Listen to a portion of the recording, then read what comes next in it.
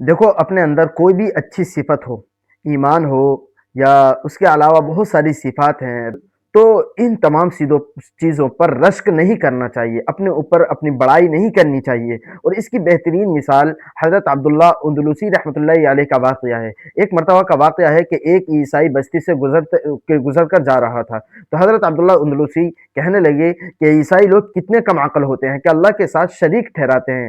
یہ بات اللہ تبارک و تعالیٰ کو ناپسند آئی۔ اللہ تبارک و تعالیٰ نے ان کی باطنی کیفیات کو سلب کر لیا، اور وہ ایک عیسائی دوشیزہ، ایک عیسائی لڑکی پر فریفتہ ہو گئے۔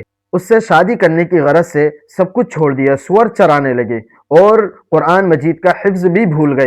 بالآخر ان کے مرید حضرت علامہ شبلی رحمۃ اللہ علیہ ان سے ملنے کے لیے آئے، اور جب وہ ملنے کے لیے آئے تو انہوں نے پوری کیفیات بتلائی۔ دونوں نے مل کر خوب روئے اور اللہ تبارک و تعالیٰ سے معافی مانگی، اور اللہ تبارک و تعالیٰ نے ان کی ساری کیفیات کو لوٹا دیا، ان کے سارے علم کو واپس کر دیا۔ تو یہ ایک بہترین مثال ہے اس چیز کی کہ ہمیں کسی بھی چیز پر رشک نہیں کرنا چاہیے۔ اللہ تبارک و تعالیٰ نے ان کو یہ یاد دلایا تھا کہ آپ اگر عالم ہیں، آپ اگر مسلمان ہیں، تو یہ آپ کا کمال نہیں ہے، بلکہ یہ اللہ تبارک و تعالیٰ کا کمال ہے کہ اللہ تبارک و تعالیٰ نے آپ کو ہدایت دی ہے، ایمان سے نوازا ہے، علم سے نوازا ہے۔ یہ تمام کی تمام نعمتیں اللہ تبارک و تعالیٰ کی دی ہوئی ہیں، اس میں کوئی خود کا ذاتی کوئی کمال نہیں۔